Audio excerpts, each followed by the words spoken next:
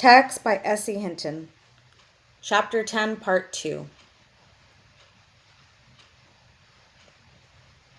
He fired once, but he didn't get a chance to fire again because I yanked that gun out of his hand and backhanded him with it.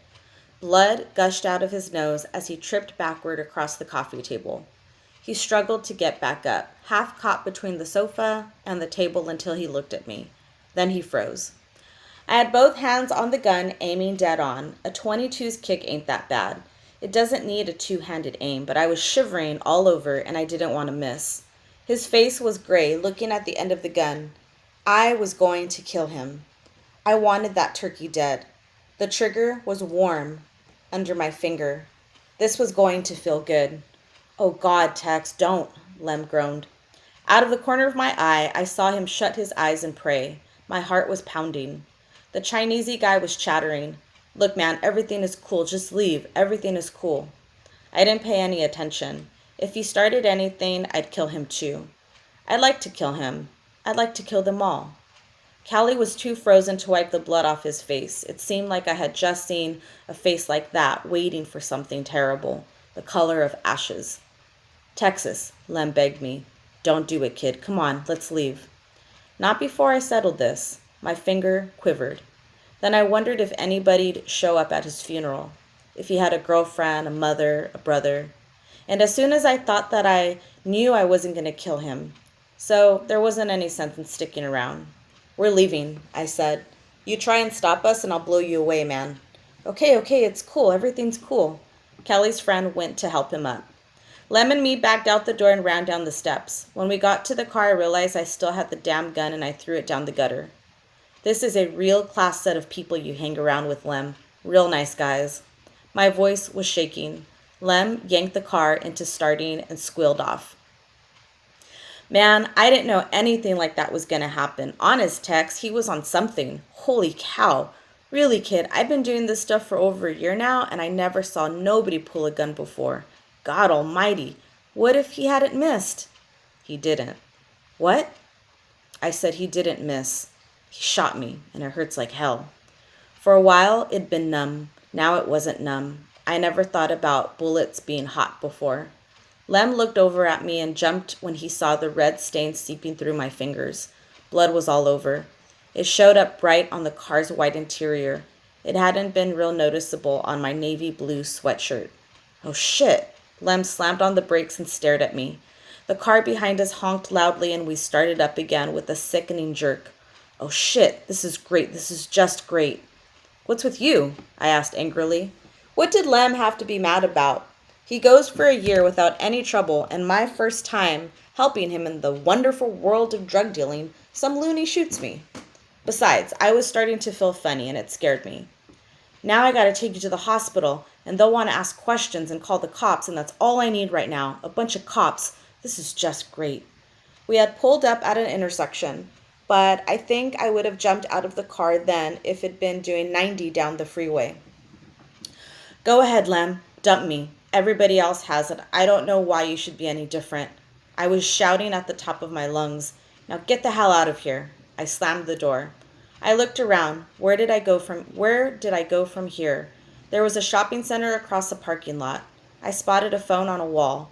I wanted to call somebody. I felt real funny. There had to be somebody to call. I got to the phone, staggering just a little bit. Nobody paid much attention except for a lady tightening her grip on her purse. Somebody going into the grocery store stopped, stared, and went on. I think they were used to staggering kids around here.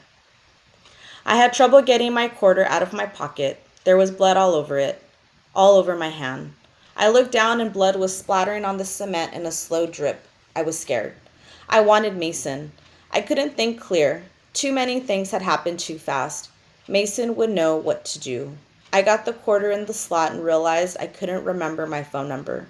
I never called it that much. I decided to call Johnny instead. He'd know it. Hello? It was Jamie. Her voice sounded so good to me, I wish I could kiss it. Hey, Jamie, this is Tex. She paused. Yeah? Yeah, listen, do you know my phone number? I can't remember it. You sound funny. Are you drunk? No, I've been shot. Listen, I want to call Mason. I gotta talk to Mason, so tell me the number. It starts off 366. In a very small voice, Jamie said, "Did you say you've been shot?" "Yeah, some doper friend of Lem's." I heard her swallow. "Are you going to die?" I thought for a minute. "Well, I don't know. I didn't think so at first. 22 bullets are pretty little, but I don't know. I'm feeling real strange." I heard her screaming. She was hollering at somebody. Then Cole's voice said, "Is this some kind of joke?" I stared at the phone in my hand. I started to say, "I ain't laughing," but instead I said, "No, sir." Then, "Listen, let me talk to Jamie again, okay?" I I paused, trying to figure out what I wanted to say. "Tex, where are you?" "In town," I said, a little puzzled by why he would want to know. "Where in town?" He sounded like he was at the end of his patience. Well, so was I. I might be dropping dead any second for all I knew, and I didn't want to waste my time talking to Cole Collins. "I'm in a shopping center." I looked around. "Down where the interstate crosses the ribbon. You know, across from that big motel that looks like a castle." My mouth was so dry it was hard to talk. I was really thirsty. "Can I—" "Tex, hang up the phone." I hung it up without thinking. Then I stood and stared at it. I tried fishing around in my pockets for another quarter. I couldn't seem to get my hand in my pocket. Damn him! I felt like crying. My last quarter and I wasn't going to. My last quarter, and I wasn't going to get to talk to Jamie or Mason or anybody. Somebody tapped me on the shoulder. It was Lem. "Hey," I said dizzily. "You got a quarter?" I almost pitched forward. Lem caught me and propped me up against the wall next to the phone partition. "Come on, kid. Hang in there. We'll go to the hospital, okay? In 1 minute, okay?" I blinked at the fuzzy parking lot and wondered what God was going to look like. "Lem, would you call Mason for me? I want to tell him something." My voice wasn't much more than a whisper. "Sure, stay right there." "I want a Coke," I said, yawning. I heard the coins dropping into the phone. Good. I really wanted to talk to Mason. A couple of older ladies walked by and stared at me. I stared back. My knees started to buckle and I slid down the wall and keeled over on the cement. They went squawking off into the grocery store. "Connie, listen. No, listen. Get rid of everything." I said everything.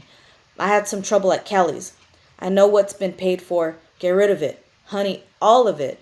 Then go over to your sister's. Don't get hysterical. It's probably nothing bad. But get rid of everything, okay? I'll call you later." Oh God, he hadn't called Mason. Gets me shot and goes off and leaves me, and now he's calling his wife while I'm probably dying. "How you doing, Tex?" Lem stuck his head around. "Oh, shit." He was kneeling beside me, prying my hands off my side. A bunch of people came stampeding out of the grocery store. I hated for them to be gawking at me like that. "Did you call an ambulance?" somebody was saying. Lem wadded up the end of my sweatshirt and pressed it over the bullet hole. "No, somebody go ahead and call. Texas, will you quit bleeding?" "That hurts," I said weakly. "Hey, Lem, I want a Coke." "Okay, just a minute. We'll get you a Coke in a minute." I could already hear an ambulance siren. That was quick. All I could see around me was a sea of feet and legs. Where's Mason? Whenever I was scared, Mason was there. "He'll be here pretty soon. I'm going to call him, I swear." Somebody else was shouting, "Get back, everybody back up." And somebody else was putting a coat on me. I was still cold. I felt like I was laying in a cold, damp cave. "My feet are cold." "Yeah, well, you got holes in your boots." I stared at Lem, puzzled. He wasn't making any sense. "You better leave," I said, making an effort to think straight. "You're going to get in trouble." "Nah, it's cool." He dropped his voice. "Just tell them it was about a money loan, okay?" "What was?" "The fight." "Okay."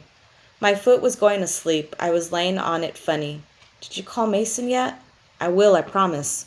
He was getting blurrier and blurrier, and I couldn't see him too good anymore. "Tell Mason—" I couldn't remember what I wanted to tell Mason. "I'll tell him. Just hang on, will you, Tex? Don't die on me, kid. Hang on." He sounded like he was crying, but he was so far away I couldn't tell. I wish I could see Jamie. I'd give anything to see Jamie. What was going on? This morning had been pretty normal. I wanted to ask Lem what happened, but I don't know if he heard me. I don't know if I said the words.